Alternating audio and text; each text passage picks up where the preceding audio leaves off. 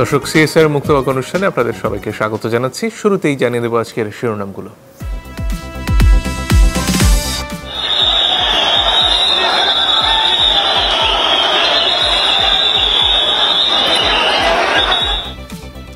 কুমিল্লা সিটিতে চরম নাটকীয়তা, রিটার্নিং কর্মকর্তার কার্যালয়ে বিশৃঙ্খলা, ৩৪৩ ভোটে আওয়ামী লীগ প্রার্থীর জয়। যারা দুর্নীতি করেছে সকল দুর্নীতির শ্বেতপত্র প্রকাশ করব।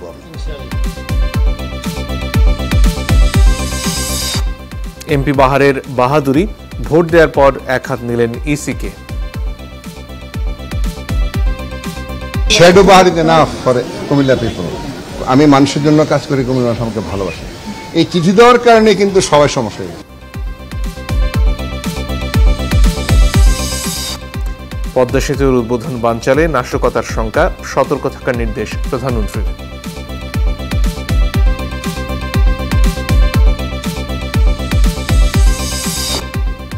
ঢাকায় যাদের ফ্ল্যাট জমি আছে সবাই কালো টাকার মালিক, মন্তব্য অর্থমন্ত্রীর।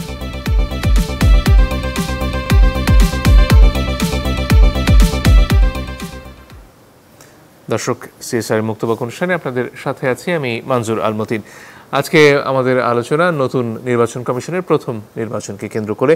মূলত কুমিল্লা নিয়েও যদিও আলোচনা হচ্ছে, এর বাইরেও দু একটি পৌরসভায় নির্বাচন হয়েছে, সেগুলো নিয়েও আমরা খানিকটা কথা বলবার চেষ্টা করব।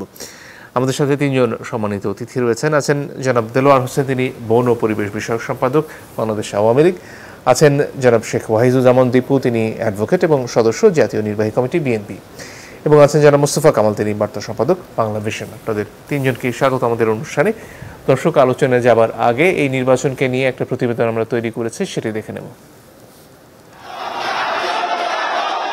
সারাদিনের শান্তিপূর্ণ ভোটের চিত্রটা রাতে রূপ নেয় বিশৃঙ্খলায়। শেষ 4টি কেন্দ্রের ফলাফল প্রকাশের আগে রিটার্নিং কর্মকর্তার কার্যালয়ে হঠাৎই শুরু হয় উত্তেজনা।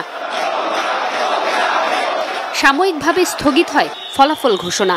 পরে আইনশৃঙ্খলা বাহিনী পরিস্থিতি নিয়ন্ত্রণে আনলে আওয়ামী লীগ প্রার্থীকে বিজয়ী ঘোষণা করেন রিটার্নিং কর্মকর্তা। জনাব আরফানুল হক রিফাত নৌকা প্রতীক বেসরকারিভাবে বিজয়ী হয়েছেন। বিজয়ের উচ্ছ্বাসে নবনির্বাচিত মেয়রের প্রতিশ্রুতি 1 বছরের মধ্যে কুমিল্লাবাসীকে দেয়া অঙ্গীকার বাস্তবায়নের। দাবি করেন গেল 1 দশকের সমস্ত দুর্নীতির শ্বেতপত্র প্রকাশের। আমি যখন মেয়র হয়েছি তখন আমার দায়িত্ব থাকবে সকল মানুষের সকল সুযোগ সুবিধা দেয়, সবার জন্য আমার দরজা খোলা থাকবে, মেয়রের দরজা খোলা থাকবে, আমার বাসার দরজা খোলা থাকবে। It's my commitment. তো 10 বছর যারা দুর্নীতি করেছে সকল দুর্নীতির শ্বেতপত্র প্রকাশ করব। কুমিল্লা সিটি নির্বাচনের প্রার্থী না হয়েও আলোচনার কেন্দ্রে ছিলেন সংসদ সদস্য বাহাউদ্দিন বাহার। নৌকার বিজয়ে স্বস্তি ছিল তারও কণ্ঠে। এগুলো সব নৌকার ফলাফল, আমার ব্যক্তির কোনো হিসাব নেই। আমার পরিচয় কি, আমার আইডেন্টিটি হচ্ছে আমি আওয়ামী লীগ, আমার প্রতীক হচ্ছে নৌকা। এটা হচ্ছে আমাদের প্রত্যাশা একটা জায়গা। এই আমি বিশ্বাস করি এই নৌকায় যদি আর 2 টার্ম আমরা ভোট দেই, বাংলাদেশ একটি উন্নত দেশে পরিণত হবে। আর কারচুপির মাধ্যমে ভোটের ফলাফল পাল্টে দেওয়ার অভিযোগ তোলেন স্বতন্ত্র প্রার্থী এবং সাবেক মেয়র মনিরুল হক সাক্কু। ফলাফল প্রত্যাখ্যান করে আইনের আশ্রয় নেয়ার ঘোষণা দেন তিনি। আমরা সবই দেখলেন না, তো আমি আর কি করবো? এটা দূর করে আর তারা ইঞ্জিনিয়ার করে নিয়ে গেছে। স্বতন্ত্র প্রার্থী মনিরুল হক সাক্কুর চেয়ে মাত্র ৩৪৩ ভোট বেশি পেয়ে নির্বাচিত হয়েছেন আওয়ামী লীগের মেয়র প্রার্থী আরফানুল হক রিফাত। দর্শক, এর আগে স্থানীয় এমপি জনাব বাহার আরও কিছু কথা বলেছিলেন। তার এলাকায় থাকা না থাকা নিয়ে নির্বাচন কমিশন যে চিঠি দিয়েছিল এবং তারপর যে বিতর্ক তৈরি হয়েছিল, সে বিষয়ে তার আজকের মন্তব্যটা শুনে নেব। শ্যাডো বাহারিতে না ফর কুমিল্লা পিপল। আমি মানুষের জন্য কাজ করি, কুমিল্লা আমাকে ভালোবাসে। একজন নির্বাচন কমিশনার আপনাদের সামনে দাঁড়িয়ে বক্তব্য দিয়ে বলেছেন, I am a lawmaker, আমি আইন ভঙ্গ করেছি। আপনাদের সকলের কাছে আমি প্রশ্ন করতে চাই, আপনারা কি আমাকে কোথাও দেখেছেন নির্বাচনে? আমি কিভাবে ভাঙলাম? তিনি যে চিঠি দিয়েছেন এইটা ওনার এখতিয়ার বহির্ভূতভাবে দিয়েছেন, ভাষাগতভাবে ঠিক হয় নাই। একজন জাতীয় সংসদ সদস্যকে এইভাবে নির্দেশ শব্দ ব্যবহার করতে পারেন না কেউ। দর্শক, আলোচনায় যাবার আগে আমাদের সহকর্মী আশিকান প্রিন্সের সাথে একটু যুক্ত হতে চাই। তিনি কুমিল্লাতে আছেন।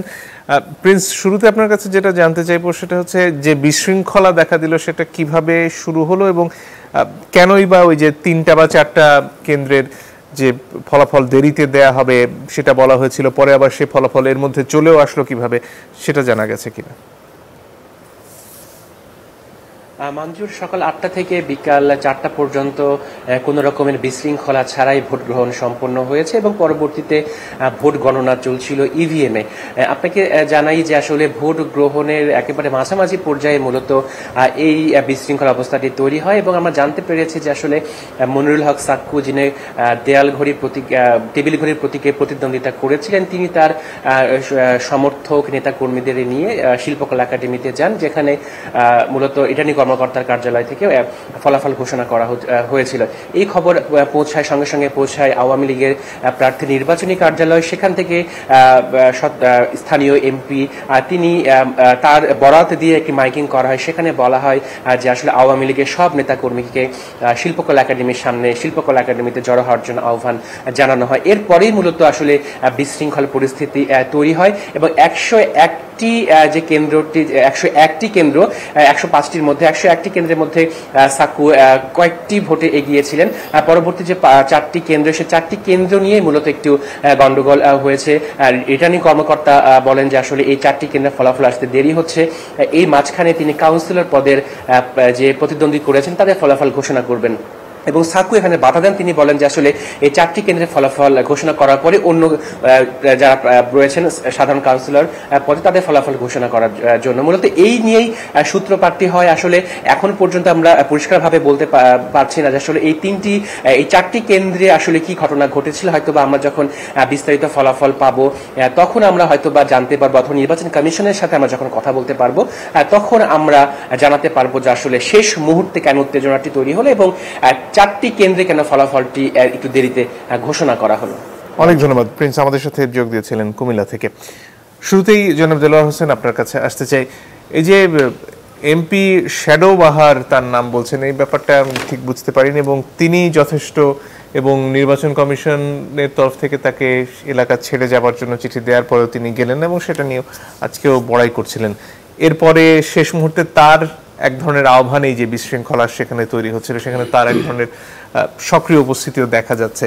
তাহলে কি যে জাতীয় নির্বাচনের কথা বলা হয় যে রাজনৈতিক কোনো হস্তক্ষেপ ছাড়া মুক্ত পরিবেশে জাতীয় নির্বাচন হতে পারে, সেটা প্রমাণের দিকে আওয়ামী লীগ খুব একটা এগোতে পারছে?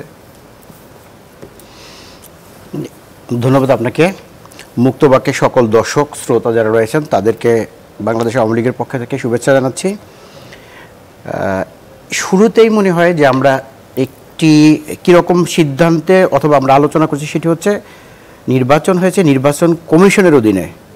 আওয়ামী লীগ নির্বাচনে অংশ নিয়েছে, আরও 4 জন প্রার্থী অংশ নিয়েছেন। সেই ক্ষেত্রে আওয়ামী লীগের সাথে কোনো দ্বন্দ্ব বা সংঘাত অথবা সেখানে কোনো ব্যাপার নয়। ব্যাপার হচ্ছে নির্বাচন কমিশন এবং সরকার। তাহলে নির্বাচন কমিশনের কাছে কথা থাকতে পারে, নির্বাচন কমিশন সে ব্যাপারে কথা বলতে পারেন, কেন আওয়ামী লীগ অংশ নিয়েছে নির্বাচনে।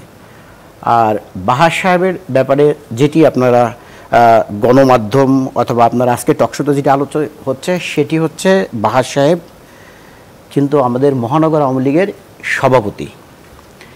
নির্বাচন কমিশন অন্য অন্য সময়ে এই নির্বাচনটিকে বাদ দিয়ে আমরা যদি আলোচিত নির্বাচন যেগুলি সিটি কর্পোরেশন হয়েছে, আপনি যদি চট্টগ্রামের কথা বলেন, আপনি যদি নারায়ণগঞ্জের কথা বলেন, সেই ক্ষেত্রে কিন্তু আমাদের সংসদ সদস্য এবং আমাদের আওয়ামী পার্টির নেতা যারা রয়েছেন, নির্বাচন কমিশনের যেটি আরপিওর যে বিধিবিধান রয়েছে সেখানে একজন সংসদ সদস্যকে তাকে মানে আইনের দ্বারা সীমিত করা হয়েছে তার গতিবিধি। সেটি কীরকম, এটি 22 ধারায় সম্ভবত উল্লেখ করা আছে যে সে কি করতে পারবেন। একজন সংসদ সদস্য স্থানীয় সরকার নির্বাচনে তার সুযোগ কতটুক, তার অধিকার কতটুক, কিন্তু সেইখানে কিন্তু এরকম সুনির্দিষ্ট করে বলা হয়নি কোনো সংসদ সদস্য তার এলাকা থেকে চলে যাবেন। জনাব দেলোয়ার, ব্যাপারটা কি এরকম যে নির্বাচন কমিশন নির্বাচন চালানোর জন্য নির্দেশ দিতে পারবেন, ঠিক আছে, কিন্তু সেই আইনের ব্যাখ্যা যদি আওয়ামী লীগ নেতাদের মনোপুত না হয় তাহলে তারা সেটি মানবেন না, ব্যাপারটা কি এরকম? না, অবশ্যই না। আইনটা শুধু আওয়ামী লীগ ব্যাখ্যা দেওয়ার কি সুযোগ আছে আপনার? মানে আওয়ামী লীগের জন্য আইনটা তৈরি করা হয় নাই, আইনটা তৈরি করা হয়েছে নির্বাচন কমিশন তৈরি করেছে, সেটি হচ্ছে যারা নির্বাচনে অংশ নেবেন তাদের জন্য। সেটি আওয়ামী লীগ হতে পারে, বিএনপি হতে পারে, জাতীয় পার্টি হতে পারে, অন্য যে কোনো লোক হতে পারেন। ইভেনকে যিনি স্বতন্ত্র নির্বাচন করেন তার ক্ষেত্রে এটি প্রযোজ্য। তার অধিকার কতটুকু সেটুক আইনগতভাবে স্বীকৃত, সেটুকু হচ্ছে আওয়ামী লীগের জন্য তৈরি করা অথবা মনোপুতর ব্যাপার নয়। সেটি হচ্ছে আপনি অন্যান্য নির্বাচনে এই প্রশ্ন তোলেননি। যখন চট্টগ্রাম সিটি কর্পোরেশন নির্বাচন হয়েছে সেখানে মহানগর আওয়ামী লীগের নেতৃবৃন্দ, তাহলে যেই কথাটি আছে এটিও নির্বাচন কমিশনের ভেবে দেখতে হবে যে আইন দ্বারা কি আপনি অধিকারকে খর্ব করছেন অথবা অধিকারকে চ্যালেঞ্জ করছেন, সাংবিধানিক অধিকারকে।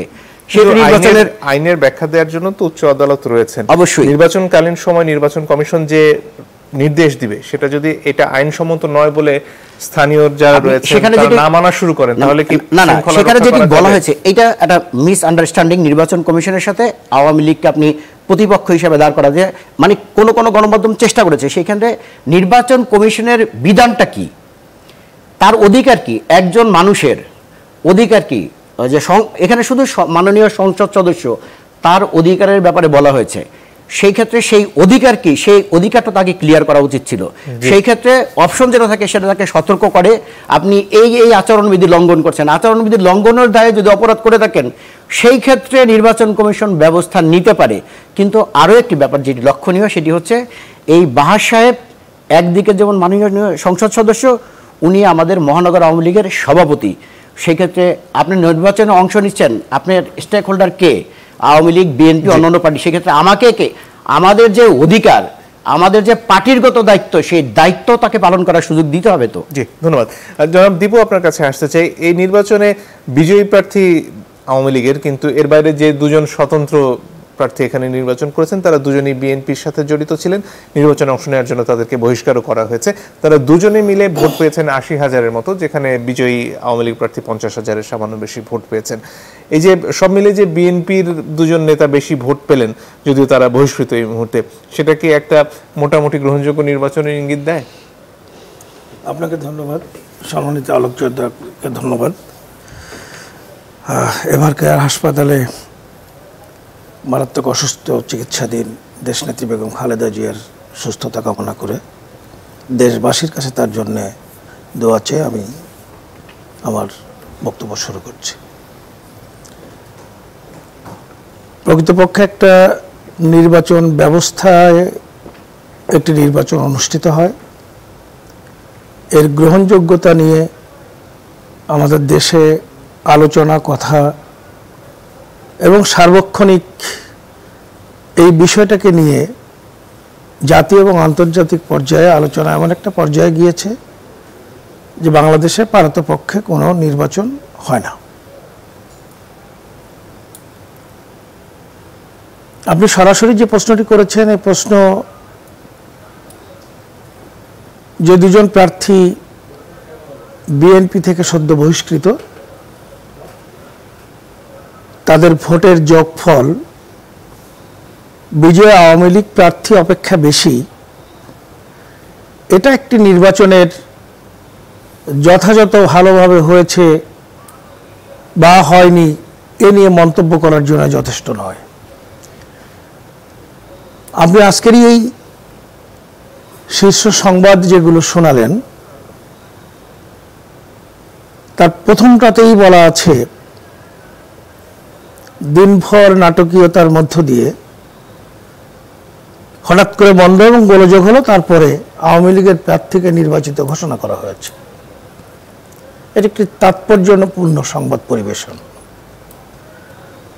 অনেক উৎসুক আগ্রহী দর্শক যারা নির্বাচনের ফলাফল দেখার জন্য, আমিও মাঝে মধ্যে যখন সুযোগ পেয়েছি, যখন দেখতে পাচ্ছি সাক্কু সাহেব আর রিফাত সাহেবের ভোটের ব্যবধান, সাক্কু সাহেব এই ১-১.৫০০ বেশি, এই ৫০০ বেশি, এই ৩০০ বেশি, তখন আমাদের কোনো প্রার্থী রাজনৈতিকভাবে না থাকলেও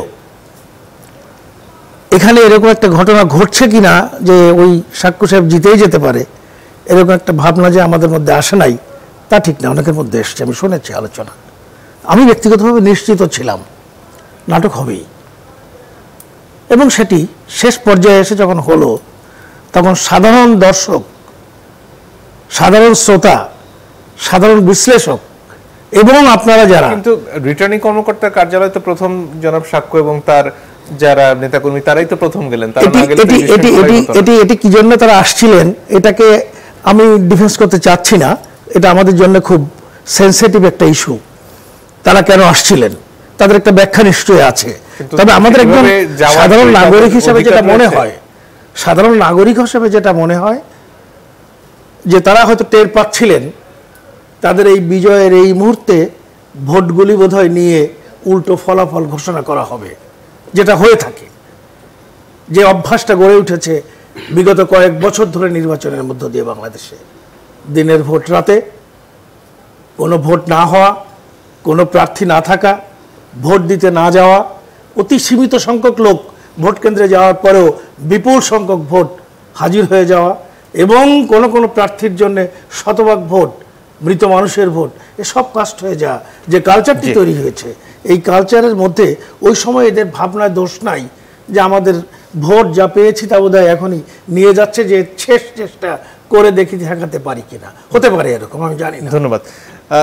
এই পর্যায়ে যেন মোস্তফা কামাল আপনার কাছে আসতে চাই, আপনার পর্যবেক্ষণ একজন সংবাদকর্মী হিসেবে এই গোটা প্রক্রিয়া, বিশেষত শেষের দিকে যে উত্তেজনা তৈরি হলো, সেটার ব্যাপারে আপনি কি ভাবছেন? জি, আমার এখানে ভাবনাটা দুই ধরনের, পর্যবেক্ষণও দুই রকম। প্রথমত গণমাধ্যম কর্মী হিসাবে আমার কিছু অবজারভেশন আছে, দ্বিতীয়ত আমার বাড়ি কুমিল্লা, সেই ক্ষেত্রে আমার নিজস্ব কিছু তথ্য আমার কাছে আছে পর্যবেক্ষণ সহ। তো আপনি নিজেও গণমাধ্যমের সাথে যেরকম যুক্ত, আপনি আইন অঙ্গনের সাথেও আছেন। সেই ক্ষেত্রে কুমিল্লায় যেটা এবার হয়েছে,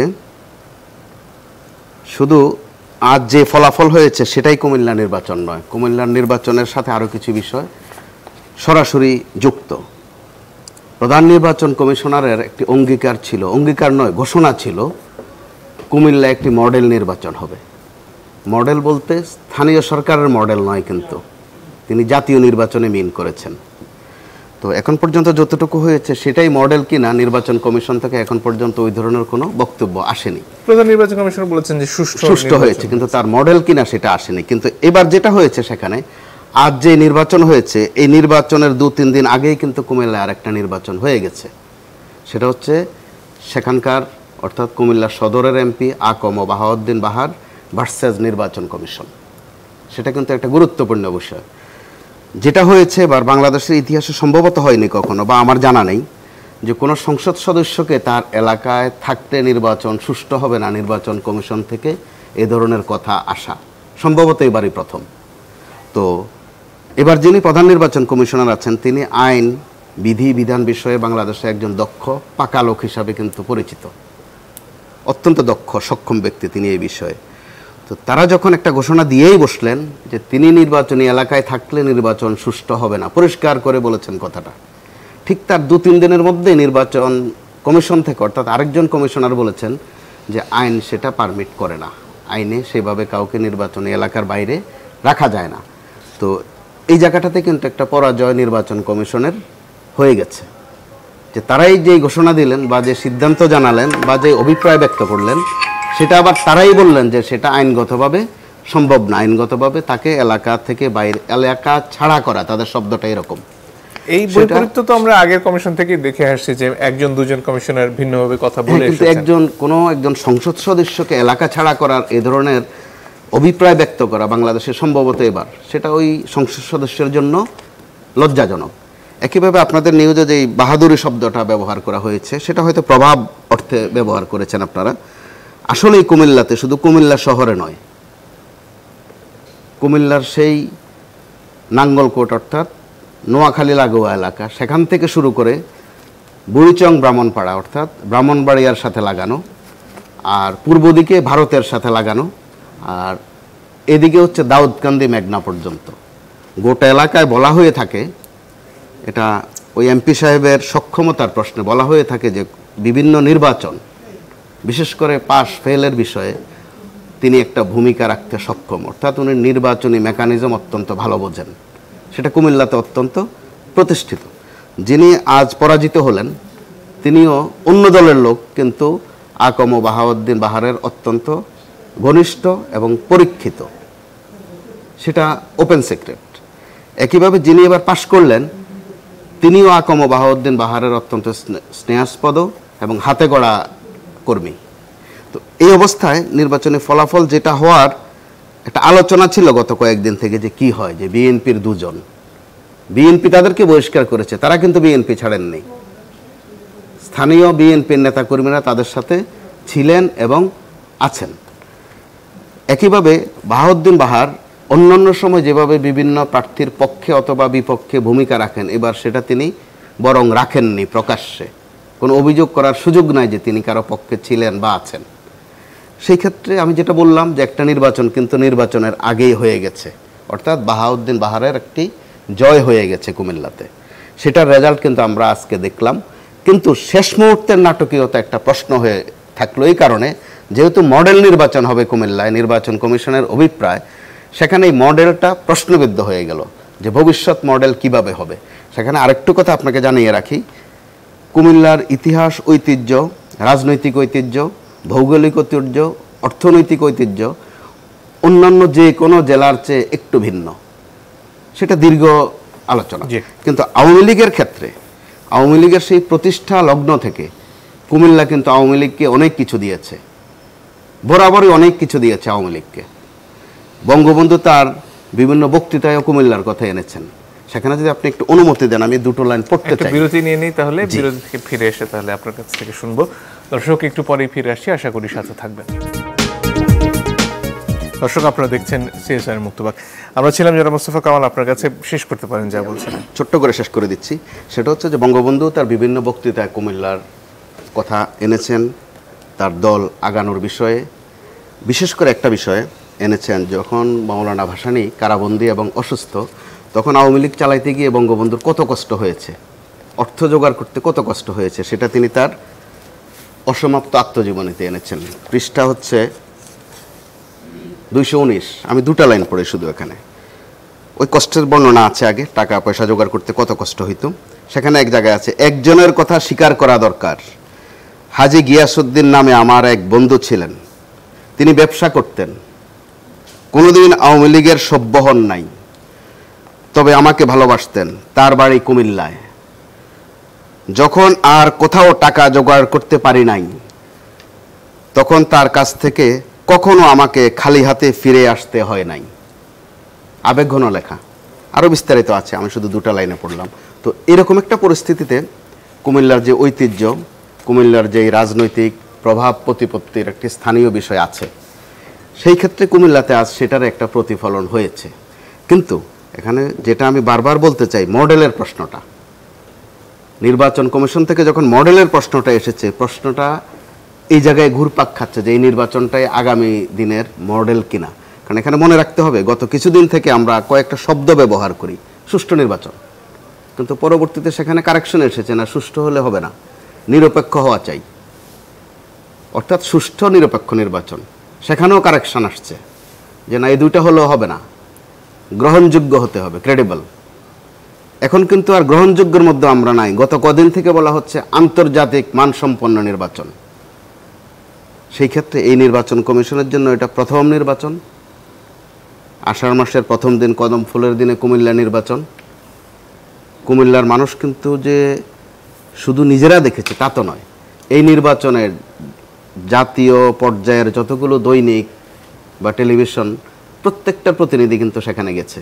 তারা দেখেছে যে বৃষ্টির দিনে কুমিল্লার কি অবস্থা হয়, যেটা সব মেয়র, বিগত যিনি ছিলেন দুইবার, এখন যিনি আসছেন তিনিও বরাবর একটা এজেন্ডা তারা সামনে নিয়ে আসছেন, যে কুমিল্লাকে জলাবদ্ধতা মুক্ত করা। কিন্তু জলাবদ্ধতা আজ এই নির্বাচনের দিনে মানুষ কিন্তু বিভিন্ন কেন্দ্রে পানির মধ্যেও দাঁড়িয়েছে।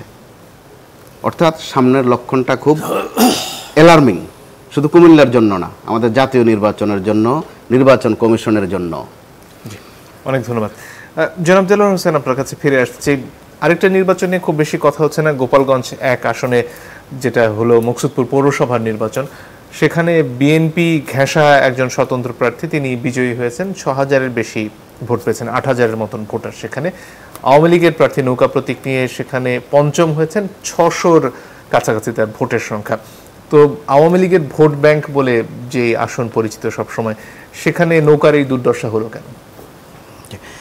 স্থানীয় সরকার নির্বাচন যেটি আমরা বিভিন্ন সময়ে সেটি আমাদের সিটি কর্পোরেশন অথবা আমাদের পৌরসভা অথবা আমাদের ইউনিয়ন পরিষদ, আপনি এইগুলোর যেটাই দেখেন সেখানে স্থানীয় সরকার নির্বাচনে মার্কা অবশ্যই ফ্যাক্টর, কিন্তু মার্কার পাশাপাশি স্থানীয় জনসাধারণের বিভিন্ন চাহিদা সেটি একটা বড় ফ্যাক্টর হিসেবে কাজ করে। সেই ক্ষেত্রে এলাকা ভিত্তিক, মহল্লা ভিত্তিক, স্কুলের এপাশে, কলেজের ওপাশে, রাস্তার এপাশে, এত নম্বর ওয়ার্ড, এরকম বিভিন্ন ফ্যাক্টর কিন্তু স্থানীয় সরকার নির্বাচনে কাজ করে। সেটিও বিবেচ্য বিষয়।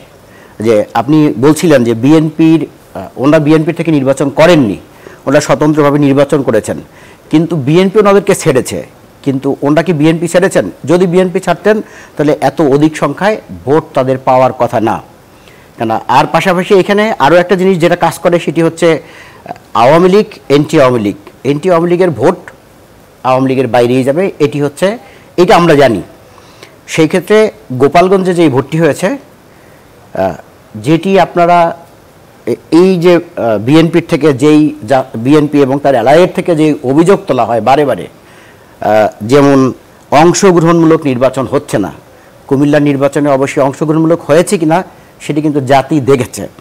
পাশাপাশি আরও যেটি বলেন যে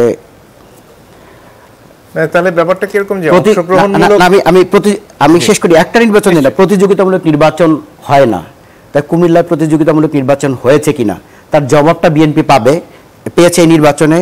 অবাধ ও সুষ্ঠু নির্বাচন সেটি হয়েছে কিনা সেটিও বিবেচ্য বিষয়। কুমিল্লার একজন সাংবাদিক, তিনি ঢাকায় কাজ করেন, সেটি তিনি বলেছেন।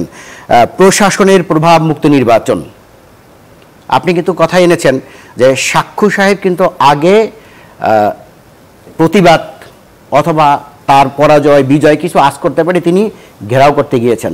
সেক্ষেত্রে প্রশাসন যদি নিরপেক্ষ ভূমিকা পালন না করতো সেক্ষেত্রে কিন্তু তার এখানে প্রতিবাদ করার যাওয়ার কথা না। হচ্ছে কি তাহলে কি নিরপেক্ষ নির্বাচন হলে মকসুদপুরে যা হয়েছে বা কুমিল্লাতে বিএনপির নেতাদের মোট ভোট যেমন দাঁড়িয়েছে, সারা দেশের চিত্র কি তাই হবে কিনা সেটা একটা প্রশ্ন। আপনার কাছে ফিরছে, একজন দর্শক আছেন বোধহয়। দর্শক, আপনার পরিচয় দিয়ে প্রশ্ন করতে পারেন। দর্শক, আপনার পরিচয় দিয়ে প্রশ্ন করতে পারেন, আমরা শুনছি আপনার কথা। আমার নাম হচ্ছে গাজীউল হক, আমি চট্টগ্রাম থেকে বলছিলাম। জি, আমার প্রশ্ন আওয়ামী লীগের নেতার কাছে, উনি যে আওয়ামী লীগের বিভিন্ন সময় আমরা টিভির পর্দাতে দেখি, বিভিন্ন ভাবে দেখি যে ওনারা বলে যে বিএনপিকে জনভিত্তিক একটি দল, জনভিত্তি নিয়ে গেছে। তাহলে আজকে যেহেতু আমরা কুমিল্লা সিটি নির্বাচনের দিকে যদি তাকাই, বিএনপির দুজন প্রার্থী মিলে 80,000 ভোট পেয়েছে, আর আওয়ামী লীগের প্রার্থী 50,000 ভোট পেয়েছে। তাহলে বিএনপির ঘরে 30,000 ভোট বেশি হলো, তাহলে জনভিত্তি কি করে হলো? জি, ধন্যবাদ। জি, আপনাকে ধন্যবাদ প্রশ্ন করার জন্য। যেটি আপনি বলছেন যে আওয়ামী লীগ জনগণের থেকে বিচ্ছিন্ন নয়, জনগণের সাথে থেকেই তো আওয়ামী লীগ বিজয়ী হয়েছে, বিজয় লাভ করেছে। সেই ক্ষেত্রে আওয়ামী লীগের বিরুদ্ধে অথবা সরকারের বিরুদ্ধে আওয়ামী লীগ যেই সরকারটি পরিচালনা করে, নেতৃত্ব দিয়েছেন মাননীয় প্রধানমন্ত্রী, সেই ক্ষেত্রে বিভিন্ন বিরোধী দল থেকে যেটি অভিযোগ করা হয়, বিশেষ করে বিএনপির থেকে, যে এই সময়ে উনি এখনও বললেন আপনার সামনে যে প্রতিযোগিতামূলক নির্বাচন হয় না, তারপরে হচ্ছে অংশগ্রহণমূলক নির্বাচন হয় না, সুষ্ঠু নির্বাচন হয় না, সেই জবাবটি আপনি আজকে গণমাধ্যমের মাধ্যমে জানতে পেরেছেন। পাশাপাশি আপনাকে আরও একটু যে মনে করিয়ে দিতে চাই, মানে আপনার প্রশ্নের উত্তরে আমার যে বিএনপির বন্ধু রয়েছে তাদের মনে রাখা উচিত তারা কিন্তু সামরিক ছাউনি থেকে জন্ম নিয়েছেন। সেই ক্ষেত্রে হানা ভোট করেছেন সামরিক ছাউনিতে থেকে। পাশাপাশি ওনরা ভোটের অধিকার হরণ করেছিলেন, পাশাপাশি ওনরা ভুয়া ভোটার তালিকা তৈরি করেছিলেন ক্ষমতা দখলের জন্য, ওনরা বিচারপতির আইন বয়স বাড়িয়েছিলেন ক্ষমতা দখলের জন্য, ওনরা 15ই ফেব্রুয়ারিতে মানুষকে হত্যা করে একটি প্রহসনমূলক, অংশগ্রহণমূলক তো না, একটি নির্বাচন করেছিলেন ক্ষমতা থাকার জন্য অনেক মানুষের রক্তের উপর দাঁড়িয়ে। ওনরা প্রধানমন্ত্রী কার্যালয়ের মধ্যে নির্বাচন কমিশনকে বন্দী রেখেছিলেন, সেই জায়গার থেকে জননেত্রী শেখ হাসিনা মুক্ত করেছেন। এবং কুমিল্লার নির্বাচন হচ্ছে, আপনারা বিবেচনা করবেন সেটি মডেল নির্বাচন কমিশন জবাব দেবে আপনাদের মতো গ্রহণযোগ্য নির্বাচন হলো, এটি মানুষের বিবেচনার বিষয়। কিন্তু সরকারের জায়গায় থেকে নির্বাচন কমিশনকে সহযোগিতা করেছে আওয়ামী লীগের নেতা এবং কর্মীরা। নির্বাচন কমিশনকে তাদের আইনকে শ্রদ্ধা জানিয়ে নির্বাচনে তাদেরকে সহযোগিতা করেছে এবং আওয়ামী লীগ বিজয়ী হয়েছে। আমরা জনবিচ্ছিন্ন অবশ্যই না, জনবিচ্ছিন্ন হচ্ছে বিএনপি এবং জামাত ইসলামী। দর্শক যেটা জানতে চাচ্ছিলেন যে মোট ভোটের সংখ্যা, যেটা কুমিল্লাতেও বিএনপির বেশ খানিকটা বেশি, মকসুদপুর গোপালগঞ্জে এক আসন যেটাকে ঘিরে সেখানে আওয়ামী লীগের চেয়ে 10 গুণ বেশি পেয়েছেন স্বতন্ত্র প্রার্থী যিনি বিএনপি রাজনীতির সাথে জড়িত। তাহলে জনসম্পৃক্ততা বলুন বা জনপ্রিয়তা বলুন, সেটা কি আওয়ামী লীগ পিছিয়ে পড়ছে? গণতন্ত্রের ভাষা হচ্ছে মেজরিটি ভোট যিনি পাবেন তিনি বিজয়ী হবেন, সেটা সংখ্যায় যদি একটি হয় তাহলে কুমিল্লা যে ইনক্লুসিভ ক্লোজ কম্পিটিশন যে নির্বাচন বাংলাদেশের মানুষ দেখলো এবং যেটি অভিযোগ করা হয় সেটির একটি মডেল অথবা উদাহরণ নির্বাচন কিন্তু কুমিল্লায় অনুষ্ঠিত হলো। আর গোপালগঞ্জের যেই ঘটনাটি আপনি মুকসেদপুরে যেটি বলেছেন, সেই ক্ষেত্রে সব জায়গায় যে গোপালগঞ্জ অথবা আপনি বগুড়া এরকম নির্দিষ্ট করে বিভাগ অনুসারে নয়, কোনো জায়গায় তো যে কোনো জায়গায় আওয়ামী লীগের যেমন সংখ্যাগরিষ্ঠতা রয়েছে, কোনো জায়গায় বিএনপির সংখ্যাও বেশি না, সেটা আমরা বলি না। গোপালগঞ্জে এক আসন তো আওয়ামী লীগ, গোপালগঞ্জে এক আসনের আমাদের মাননীয় সংসদ সদস্য ফারুক খান সাহেব এখানে দীর্ঘদিন মাননীয় সংসদ সদস্যের দায়িত্ব পালন করছেন। সেইখানেও আমরা নির্বাচনে সেই গোপালগঞ্জ এইভাবে দেখেন যে গোপালগঞ্জের মতো জায়গায় কিন্তু নির্বাচনে বিএনপি জয়লাভ করেছে, বিএনপি নির্বাচনে অংশ নিয়েছে, বলছে নির্বাচনে অংশ নেওয়ার কথা নাই, বিএনপি সমর্থিত। এখন এইটি বিএনপি সমর্থিত, বিএনপি কিন্তু দাবি করছে না, কুমিল্লাও দাবি করছে না তাদের এখানে অংশগ্রহণ করছে, অথবা গোপালগঞ্জে যিনি নির্বাচন করেছেন তার সাথে বিএনপি সংশ্লিষ্টতা আছে কিনা সেটি আমি ব্যক্তিগতভাবে জানি না। কিন্তু যেটি হয়েছে, বাংলাদেশ বর্তমান নির্বাচন কমিশন চেষ্টা করছে যে নির্বাচনকে, আর এই যে সাক্ষ্য সাহেব শেষ সময়ে এসে যেটি করলেন, নির্বাচন কেন্দ্র তিনি ভোট গণনা কেন্দ্র শিল্পকলায় গিয়ে তার কর্মীদের নিয়ে অবস্থান নিলেন এবং শেষ দিকে আমরা কিন্তু টেলিভিশনে তার কথাগুলি শুনেছি, আমি তো এখনও জানি না, জেনে নেই, তারপর অভিযোগ করব, কিন্তু নির্বাচন সুষ্ঠু হয়নি। তিনি কিন্তু 101টি পর্যন্ত সঠিক জায়গায় থাকলেন। 4টির সময় যদি নির্বাচন কমিশনের কাছে, এটা হলো ডিক্লেয়ার করা, ওনার কাছে যদি সঠিক তথ্যটা নিয়ে আসে তাহলে উনি ডিক্লেয়ার করার অধিকার রাখেন না। সেই ক্ষেত্রে এইটুক সময় যখন নির্বাচন কমিশনের কাছে, রিটার্নিং অফিসারের কাছে যখন আসবে তখনই ডিক্লেয়ার করবেন। সেই সময় বিএনপির হলেন সাক্ষ্য সাহেব, নির্বাচনকে বিতর্কিত করার বিএনপি সবটুকুই কিন্তু করলেন, শেষ পর্যন্ত শেষবেলা এসে প্রশ্ন তুললেন। এই প্রশ্নটাই বিএনপি বারবার তুলছে। আর আওয়ামী লীগ এবং জননেত্রী শেখ হাসিনা যিনি দেখাচ্ছেন যে অংশগ্রহণমূলক নির্বাচন হচ্ছে, সেটি হচ্ছে মানে আওয়ামী লীগের সহযোগিতা। ধন্যবাদ। একজন দর্শক আছেন আমাদের সাথে, দর্শক আপনার পরিচয় দিয়ে প্রশ্ন করতে পারেন, আমরা আপনার কথা শুনতে পাচ্ছি। হ্যালো, জি শুনছি, আপনি বলুন পরিচয় দিয়ে। আসসালামু আলাইকুম। ওয়ালাইকুম আসসালাম। ইব্রাহিম বলছিলাম, ইব্রাহিম আনসারী, চট্টগ্রাম থেকে। জি জি, আমি একজন ব্যবসায়ী। আমি যে মানে জিজ্ঞেস করতে চাচ্ছি যে কুমিল্লা সিটি কর্পোরেশনে মোট টোটাল ভোট কাউন্ট হয়েছে, একজনে পাইছে 50,000, একজনে পাইছে 49,000, আরেকজন মেবি 6,000 কত পাইছে। ওই যে দেখাচ্ছে না টেলিভিশনে, কুমিল্লা সিটি কর্পোরেশনে কি শুধু মোট ভোটার 1 লাখ থেকে 1,10,000 অনেক বেশি আছে। আমার মনে হয় অন্তত 40-50 লাখ মানুষ আছে, তার ভোটার আছে। তার মধ্যে কি শুধু 10,000 মানুষের ভোট দিবে? 1,10,000 মানুষ দিয়েই এই মেয়র হয়ে যাবে? বাকিগুলো মানুষের কোনো মূল্যায়ন নাই। এদেরকে ভোট দেওয়াতে, ভোট দিতে কেন্দ্রে আনা যায় না, করতে পারে না আমাদের বর্তমান নির্বাচন কমিশনার। শুধু এই জিনিসটাই আমার জানার ছিল। জি ধন্যবাদ। জনাব দীপু, আপনার কাছে দর্শকের প্রশ্নের উত্তর দিতে পারেন চাইলে। আর আমার প্রশ্ন আপনার কাছে, সেটা হচ্ছে 18 নির্বাচন নিয়ে আওয়ামী লীগের অন্যতম ব্যাখ্যা ছিল বিএনপির ফলাফল নিয়ে যে আপনাদের এক আসনে 2 বা 3, 4 এই সংখ্যক প্রার্থী ছিলেন এবং ভোটটা আপনাদের যে ধানের শেষের ভোট সেটি ভাগাভাগি হয়ে গেছে। এই ক্ষেত্রেও 2 জন প্রার্থী, যদিও তারা বহিষ্কৃত, 2 জনই বিএনপি রাজনীতির সাথে জড়িত ছিলেন অন্তত। তাহলে সেই যে দলীয় শৃঙ্খলা বলুন বা একজন প্রার্থী দেওয়ার বিষয়টি, সে ব্যাপারে কি বিএনপির খানিকটা দুর্বলতা থেকে যাচ্ছে? আজকের আলোচনার প্রেক্ষাপটটা প্র্যাকটিক্যালি নির্বাচন কমিশন কেন্দ্রিক এরকমই মনে হচ্ছে। একটা নির্বাচন কমিশন নিয়ে আমরা খুব বেশি বিতর্কে দলগতভাবে আগ্রহী না, এবং এদেশের জনগণও বোধ হয় আগ্রহী না। এদেশের জনগণ যে বিষয়টা মনে করে, একটা দলীয় সরকারের অধীনে এবং বিশেষ করে আওয়ামী লীগের অধীনে বাংলাদেশে কোনো সুষ্ঠু নির্বাচন হয়নি, হবেও না। কুমিল্লার সিটি কর্পোরেশন নির্বাচনকে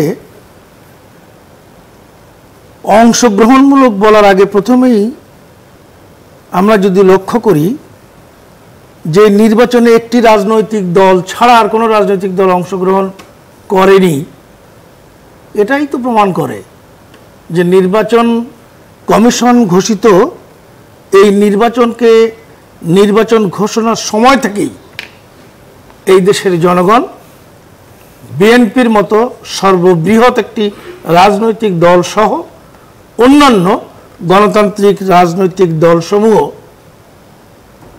আনুষ্ঠানিকভাবে বয়কট করেছে। সাধারণ মানুষ তো ভোট দিতে গেলেন। এই যে ভোট দিতে যাওয়াটা এটি স্থানীয়ভাবে জনগণের ভোট দেওয়ার একটা অধিকার। তারা চেষ্টা করেছেন, দীর্ঘদিন ধরে ভোট দিতে পারেন না, তাদের আগ্রহ তৈরি হচ্ছে যে দিচ্ছে যখন ভোট দিয়েই আসি, এবং জনগণ এই আগ্রহ থেকে ভোট দিতে পেরেছে বলেই ওই দুজনের যোগফল ৭৮ হয়েছে। তারা একই ঘরানার লোক, সাবেক। তাহলে কি আপনাদের যে নির্বাচন বর্জনের যে এই মুহূর্তের নীতি সেটা কি যৌক্তিক হচ্ছে? কারণ জনগণকে তো আমরা নির্বাচন থেকে সরে দাঁড়ানোর জন্য, নির্বাচনে ভোট না দেওয়ার জন্য, নির্বাচনে কোনো প্রার্থীকে সমর্থন না করার জন্য কোনো আহ্বান আমাদের দল থেকে করি নাই। আমরা আমাদের দল থেকে বলেছি দলগতভাবে এই নির্বাচনে আমরা অংশগ্রহণ করব না, এবং যদি কেউ করে তাকে আমরা দলের নির্দেশ অমান্য করার কারণে বহিষ্কার করতে পারি। আমরা করেছি। জনগণ তাদের অধিকার আছে ভোট দেওয়ার। তারা গিয়েছে যে এই যে সরকারিভাবে ভোট নিয়ে যাওয়া হয়, সরকারি দল ভোট নিয়ে যায়, প্রশাসন ভোট নিয়ে যায়, আমরা আমাদের ভোটটা যে দেওয়ার চেষ্টা করি, আমরা দেই। তারা দিয়েছে, এবং তারা অসংগঠিতভাবে ভোট দিয়ে যখন দেখা যায় সেই ভোটের সংখ্যা গোপালগঞ্জের মতো জায়গায়, মুকশেদপুরের মতো জায়গায় আওয়ামী লীগের পরাজয় নিশ্চিত করে, কুমিল্লায় আওয়ামী লীগ হতে যে একদম শেষ পর্যায়ে গোলযোগ করে হয়ে যায়, এবং ভোটের সংখ্যা যোগ করলে আমার ভাই বলেছেন একটা বক্তব্য যে আওয়ামী লীগ এনটি যারা, তারা আওয়ামী লীগ এনটিতে ভোট দেয়। তাহলে ভোটগুলো মোটামুটি সুষ্ঠুভাবে হচ্ছে এরকম তো আমি বলতে পারবো না। নির্বাচন নিয়ে এই যে ভোট যেটা হওয়া হই, মানে সাধারণ মানুষ ভোট দিলেন, আওয়ামী লীগ ভোট সংখ্যা কম পেল, তাহলে এটা একটা উদাহরণ না, একটা ব্যতিক্রম। এটাই ব্যতিক্রমটা করা হচ্ছে যদি বিএনপি প্রার্থী ভোটে এক মিনিট আমি একটু বলি, বিজয়ী হয় সেই ক্ষেত্রে নির্বাচনটা গ্রহণযোগ্য। এটা আমরা এভাবে বলি না, আমরা এভাবে বলতে চাই তখন তাহলে আমাদের বক্তব্যটা কিন্তু নির্বাচন কমিশন নিয়ে আপনাকে একটা তথ্য দেই, আপনাকে একটা তথ্য দেই, কমিশন নিয়ে আমাদের বক্তব্য না, 2008 সালে সরকার নিয়ে একটা তথ্য দেই। 2008 সালে তো আওয়ামী লীগ ক্ষমতা ছিল না, যে সরকার আপনি একটু তথ্য নেন, মিলে আপনার ভাই কথাটা বলতে আপনার সুবিধা হবে। 2008 সালে তো আওয়ামী লীগ ক্ষমতা ছিল না, তখন যে বিএনপি ক্ষমতা ছিল, সেই সময় বিএনপি ক্ষমতায় ছিল। 2008 সালে আপনাদের তো ক্ষমতা ছিল ইমিডিয়েট কয়েকদিন আগে, ক্ষমতা থেকে নামিয়ে দিয়ে সেনা সমর্থনে আপনারা জয়লাভ করেছিলেন। সবকিছু তো সব পরিকল্পনা আপনাদের ছিল, সেনাবাহিনীর পরিকল্পনা তো আমি যে সব পরিকল্পনা আপনারা করেছিলেন, আপনারা সব নির্বাচনে আপনাদের জয়লাভের কাহিনীটা আমাদের সাহেব আওয়ামী লীগের মনোনীত রাষ্ট্রপতি ছিলেন। আওয়ামী লীগকে বলেছি, আপনারা আওয়ামী লীগ সাহেবের মতো আপনারা বলেছিলেন যে 2008 সালে আপনার কাছে আসবো না, 2008 সালে যে ভোট হলো সেই সময় আমরা বলি নাই, সেই সময় মাত্র আপনারা 19টা সিট কেন পেয়েছিলেন? সেই সময় আওয়ামী লীগ ক্ষমতায় ছিল না। তাহলে আপনাদের যারা এলাই, যাদের একটু বিরতি দেই আমি। দর্শক যে প্রশ্ন করেছিলেন, প্রথম দর্শক 2 বাক্যে কিন্তু একটা মারাত্মক প্রশ্ন করেছেন, আপনি অনেকক্ষণ জবাব দেওয়ার চেষ্টা করেছেন। না আমি জবাব দেওয়ার চেষ্টা করেন, তাকে মনে করাই দেওয়ার চেষ্টা করছি যে আওয়ামী লীগের সময় আমাকে ওই যে একজন প্রশ্ন করেছিল, আমাকে করেনি, আমি বলছিলাম একটু সুযোগ দিন। দীপু ভাই যেটি বলছেন আপনার কাছে একটু শুনে নিই। দর্শক কিন্তু ছোট্ট করে একটি মারাত্মক প্রশ্ন করেছেন 2 বাক্যে, আমি মনোযোগ দিয়ে শুনেছি। তিনি উল্লেখ করেছেন এত সময় একটা বিষয় আছে, কথা বলতে আসবো আপনার কাছে। গোপালগঞ্জ কিন্তু একটা বিষয়, আমাদের সবার কাছেই আসেন। গোপালগঞ্জকে একটু গুরুত্ব দিতে হয়, বাড়তি গুরুত্ব দিতে হয়, ব্যাখ্যা নাই দিলাম। কুমিল্লাকেও গুরুত্ব দিতে হয়, বগুড়াকেও গুরুত্ব দিতে হয়। ওই দর্শক কিন্তু 2টি জায়গার নাম উল্লেখ করেছেন, কুমিল্লা এবং গোপালগঞ্জ। অর্থাৎ আওয়ামী লীগের ভোটের যে মাত্রা, 10 গুণ বেশি ভোট স্বতন্ত্র প্রার্থী ওখানে নৌকার প্রার্থীর চেয়ে, এটা কিন্তু ইঙ্গিতবহ। এখানে অনেক তথ্য আছে, ব্যাখ্যা আছে, বিশ্লেষণ আছে। তো এই ক্ষেত্রে উনি যেটা বোঝাতে চাচ্ছেন যে ভোটের অঙ্কটা তিনি মিন করেছেন, তো সেটা আওয়ামী লীগের জন্য অবশ্যই ভাবনার বিষয় হওয়া উচিত। আপনি যে জবাব দিয়েছেন, আমরা কি বিরতিতে স্থানীয় সরকার বলার চেষ্টা করেছেন, কিন্তু স্থানীয় সরকার বলা হলো, স্থানীয় সরকারের নির্বাচনগুলো কিন্তু এখন আর স্থানীয় মডেলে খুব একটা হচ্ছে না, প্রতীক নিয়ে হচ্ছে। তাও আবার কি প্রতীক? নৌকা কিন্তু একটা ঐতিহ্যের জাতীয় প্রতীক, দলভিত্তিক হচ্ছে না, দলের প্রতীক না শুধু, নৌকা কিন্তু বাংলাদেশের ঐতিহ্যের প্রতীক, সাহিত্যের প্রতীক, স্বাধীনতার প্রতীক, ভ্যালু অন্যরকম নৌকার। তো নৌকার যে ভরাডুবি হচ্ছে বিভিন্ন জায়গায়, এটা শুনতেও কিন্তু আবেগে আঁচড় দেয়, অল্প হলেও। রাজনৈতিক কারণে না শুধু, আমাদের ইতিহাস, ঐতিহ্য, স্বাধীনতা, অনেক কিছু এখানে। তো বিভিন্ন জায়গায় স্থানীয় সরকারে কোথাও কোথাও দেখা গেছে নৌকা বনাম আওয়ামী লীগ, নৌকা বনাম স্বতন্ত্র, কোথাও কোথাও নৌকার উপর হামলা, যেটা আমরা সচরাচর আমার এই পেশাগত জীবনে আমি যেটা দেখেছি, কোথাও নৌকা নিয়ে বাজে মন্তব্য করলেও মানুষ আহত হয়, বিশেষ করে আওয়ামী লীগাররা বেশি আহত হন বা আহত হওয়াই স্বাভাবিক। সেই ক্ষেত্রে বিভিন্ন জায়গায় নৌকা ভাঙচুর হচ্ছে, এখন নৌকা ডুবি হচ্ছে কোথাও কোথাও, কোথাও কোথাও নৌকাকে ভাসাতে গেলে অনেক কষ্ট করতে হচ্ছে। কুমিল্লা সারাদিন কিন্তু সুন্দর নির্বাচন হয়েছে, সেটা ভেবে দেখার প্রয়োজন আওয়ামী লীগের জন্য অবশ্যই এটা ভেবে দেখার বিষয়। আপনার বক্তব্য শেষ করতে পারেন। তো আমরা যেখানটায় ছিলাম যে এই যে নির্বাচন প্রক্রিয়া যেটা দেখানোর চেষ্টা করা হচ্ছে, নতুন নির্বাচন কমিশন যেটা করতে চাচ্ছে, তার তো শুরুতেই সে তার অসহায়ত্ব প্রকাশ করে ফেলেছে। এই বাহার বিতর্ক যেটা এসছে আমাদের সামনে, মাননীয় সংসদ সদস্য যদি বেআইনিভাবে কোনো ঘোষণা নির্বাচন কমিশন দিয়ে থাকেন, প্রকাশ্যে চ্যালেঞ্জ করে তিনি তার বাহাদুরি দেখালেন, আপনাদের খবরে দিয়েই বললেন। তাহলে একজন এমপি সাহেব যখন নির্বাচন কমিশনকে বাহাদুরি দেখানোর ক্ষমতা রাখেন, শ্যাডো বাহার ব্যাপারটা কি জানেন প্রকাশ্যে? শ্যাডো বাহারটা আমি জানি না, এটা আমি জানি না, এটা আমার একটা এই ব্যাপারটা আমি জানি না। তো সেখানে সেই নির্বাচন কমিশন সরকারের অন্যান্য উইপন্সগুলো, সরকারের অন্যান্য উইংসগুলো, একজন মন্ত্রী যখন এই জাতীয় কোনো ঘটনা ঘটাবে যেটা নির্বাচন আচরণ পরিপন্থী, তখন তিনি যদি কোনো কথা বলতে চান, সেই কথা কোথাও রক্ষা করা যাবে? উনি তো বলেই দিয়েছেন যে আমি বলতে পারি, কিন্তু এলাকা ছাড়া করার ক্ষমতা তো আমার নেই। কত অসহায় একটা নির্বাচন কমিশন, যাকে দায়িত্ব দেওয়া হয়েছে বাংলাদেশে একটা সুষ্ঠু নির্বাচন করার জন্য।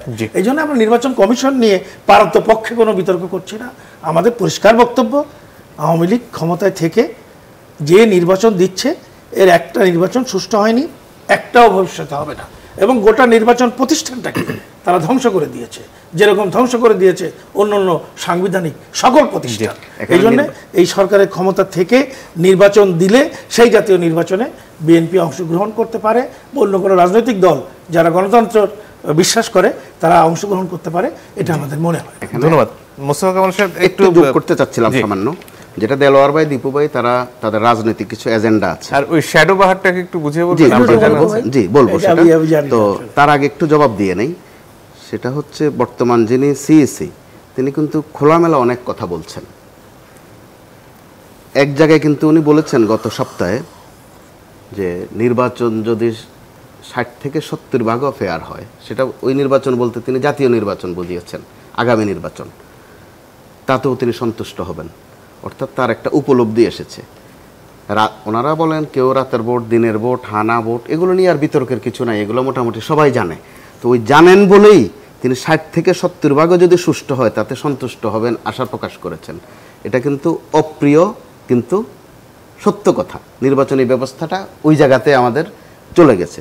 তো প্রধান নির্বাচন কমিশন যখন এই ধরনের অভিপ্রায় ব্যক্ত করেন, ওই মুহূর্তে তিনি কিন্তু একই সাথে প্রতিদিনই প্রায় সংলাপ করছেন কারো না কারো সাথে। সর্বশেষ যেটা করেছেন তার আগের কলিগদের সাথে, অর্থাৎ সাবেক সিইসিদের সাথে। তারা প্রত্যেকেই, এমনকি নুরুল হুদা সাহেব, একেএম নুরুল হুদা, যিনি নির্বাচন নিয়ে নানান ধরনের কথা বলেছেন এর আগে, নির্বাচন সুষ্ঠু হয়েছে দাবি করেছেন, তিনিই কিন্তু এরই মধ্যে স্বীকারোক্তির মতো বলেছেন, যখন তিনি জেনেছেন নির্বাচন কোথাও 100% হয়ে গেছে, ওনার ওই সময় শরম লেগেছিল। তো শরমের কথাটা ওনার তখন বলেননি, উনি সাবেক হওয়ার পর, অর্থাৎ এক্সপায়ার ডেট শেষ হওয়ার পরে, হ্যাঁ, মেয়াদ উত্তীর্ণদের কথাও কখনো কখনো আমলে নিতে হয়, একটা উপলব্ধির কথা তিনি বলেছেন, তিনি লজ্জা পেয়েছিলেন। অর্থাৎ এইভাবে কথাগুলো কিন্তু একটু একটু একটু একটু করে সত্য কথা আসছে। তো সেই ক্ষেত্রে তো বর্তমান সিইসি যেই চেষ্টা করছেন, ওই চেষ্টার অংশ হিসাবেই কিন্তু বলেছেন বাহার সাহেব যদি এলাকায় থাকেন সেটা সুষ্ঠু নির্বাচনের জন্য অন্তরায় হবে।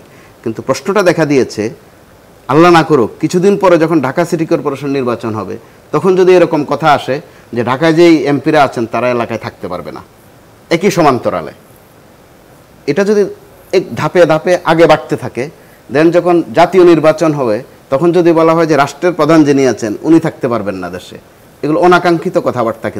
কিন্তু অনাকাঙ্ক্ষিত হলেও যৌক্তিক কারণে অথবা বাস্তব কারণে অথবা ওনার কাছে কিছু তথ্য ছিল বা আছে, ওই দৃষ্টিতে তিনি এ ধরনের একটা কথা বলে ফেলেছেন। বলে ফেলে তিনি সেটা ওন করতে পারেননি, আবার নিজের থেকেই বলতে হয়েছে যে না সেটা করা যায় না। তো এই ধরনের নানান কথার মধ্য দিয়ে আমাদের সামনে কিন্তু কিছু মেসেজ আসছে যে তিনি চেষ্টা করছেন, কিন্তু তার চেষ্টায় কুলাচ্ছে না। আর শ্যাডো বাহারটা বুঝে যদি বলেন। শ্যাডো বলতে একটা ছায়া অথবা বোঝানো হচ্ছে মূলত দক্ষতা বা প্রভাব। তিনি সেখানে অত্যন্ত প্রভাবশালী, সেটা স্বীকারের বিষয় নয়, অস্বীকারেরও বিষয় নয়। রাজনৈতিকভাবে প্রভাবশালী, ব্যক্তিগতভাবে প্রভাবশালী, ক্যারিসমেটিক লিডার বলতে আমরা যেটা বুঝাই। ছাত্রলীগ থেকে আসা মানুষ, নিয়ন্ত্রণ আছে গোটা শহরে নয় শুধু গোটা জেলায়, এবং নির্বাচনে তিনি ম্যাটার করেন, যে কোনো নির্বাচনে। স্থানীয় উন্নয়ন বহিষ্কার হতে হয়েছে তাকে সম্ভবত 2-1 তো সেটাও তার বিভিন্ন সময়ের, কিন্তু তিনি আওয়ামী লীগ ছাড়েননি কখনো। কিন্তু প্রধানমন্ত্রীর বিরুদ্ধেও তো তিনি স্লোগান দিয়েছেন, সেটাও তো শোনা যায় ঠিক যেরকমটা শোনা যায়, ঘটনা সেই রকম নয়। তিনি সার্বক্ষণিক একজন রাজনীতিক, জি, ফুল টাইম পলিটিশিয়ান আমরা যেটাকে বলি। নেতা কর্মী বেষ্টিত থাকেন, তাদের নিয়েই থাকেন। আমি তো বললামই, যিনি সাবেক মেয়র বিএনপির লোক অর্থাৎ সাক্কু সাহেব, তিনিও ওনার পরীক্ষিত এবং বিশ্বস্ত, আর যিনি এবার নতুন হলেন তিনিও তার হাতে গড়া কর্মী। জি, ধন্যবাদ। দিলওয়ার হোসেন বোধহয় কিছু যোগ করতে চাচ্ছিলেন তখন। সেটি বলছি যে বিএনপির থেকে যে অভিযোগ তোলা হয়, কথাটা আমি বলিছি, কিন্তু তারপরে পরিষ্কার করতেছে এরকম যে বিএনপি 2006 সালে নির্বাচনের আগে 7 সালে যখন ক্ষমতা তার হস্তান্তর করবে, সেই সময়ে তাদের পছন্দ মতো সরকার তৈরি করলো। পরবর্তী সময়ে যারা ক্ষমতায় থাকতে পারে তাদের সেটআপ সেই সময় সেনাপ্রধান, তারপরে হলো তাদের রাষ্ট্রপতি, সবাইকে তাদের চয়েস মতো বসালেন। তারপরে জনগণের আন্দোলনের মুখে, আওয়ামী লীগের আন্দোলনের মুখে তাদেরকে সরে যেতে হলো, পদত্যাগ করতে হলো। সেনা সমর্থিত যে সরকার, সেই সময় তো আওয়ামী লীগ ক্ষমতায় ছিল না, কিন্তু আওয়ামী লীগের তরফ থেকে তো বলা হয়েছে এটা আপনাদের আন্দোলনের ফসল, মাননীয় প্রধানমন্ত্রী বলেছেন। আওয়ামী লীগের উপর যে অত্যাচার নির্যাতন যেটি চলছিল, সেটি আন্দোলনের ফসল কোনটি? যে বিএনপি যে ক্ষমতার থেকে চলে গেল, ক্ষমতার থেকে আওয়ামী লীগের অবশ্যই আন্দোলনের কিছু ফসল রয়েছে। এই কারণে তো এই পরিবর্তনটি হয়েছে। পরিবর্তন হওয়ার কারণে যেটি হচ্ছে, যারা রাষ্ট্র পরিচালনা করলো, নির্বাচন পরিচালনা করলো, সেই সময় তাদের সমর্থিত লোক, তাদের লোকের সময় তারা নির্বাচন করে 19টি আসন পেয়েছে। তাহলে সেই সময় তাদের তো ভোটের হিসাবটা জানা উচিত যে তাদের অবস্থানটা কোথায়। এখন জনগণের অধিকার করে, জনগণ তাদের পক্ষে,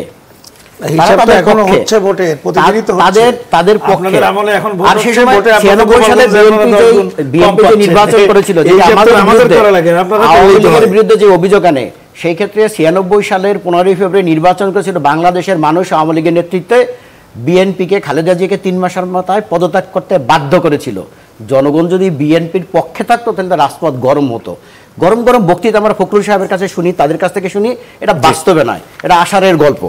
আর হচ্ছে, আমি শেষ করি এইভাবে যে হ্যাঁ, তারা দাবি করেন রাজনৈতিক দল হিসাবে তাদের দাবি থাকতেই পারে, সেটি নির্বাচন কমিশন স্বাধীন এবং শক্তিশালী, তাদের কাছে দাবি থাকতে পারে।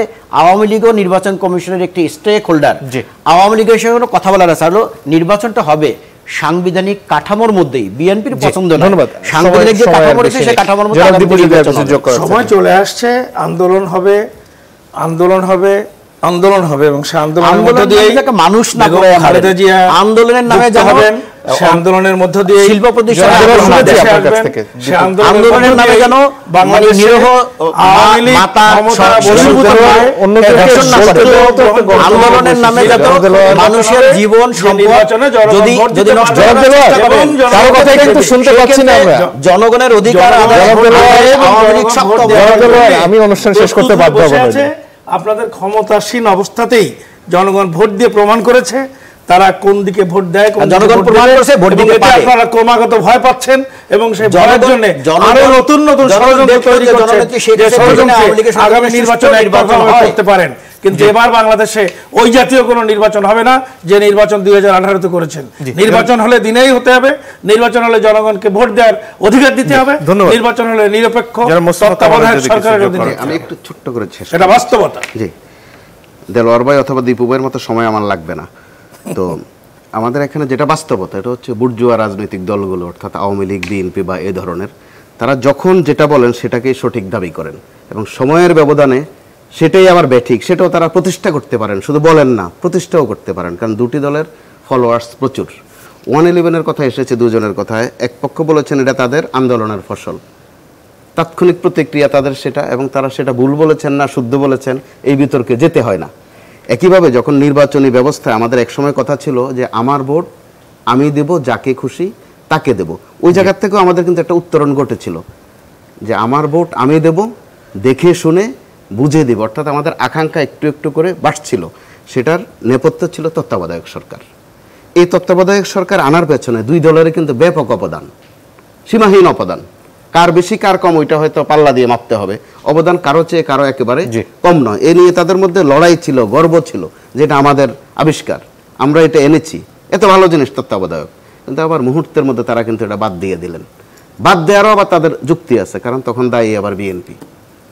আবার বিএনপিও কিন্তু একসময় এটা দিতে চায় নাই, বলতো যে এটা পাগল অথবা শিশুর কাণ্ড।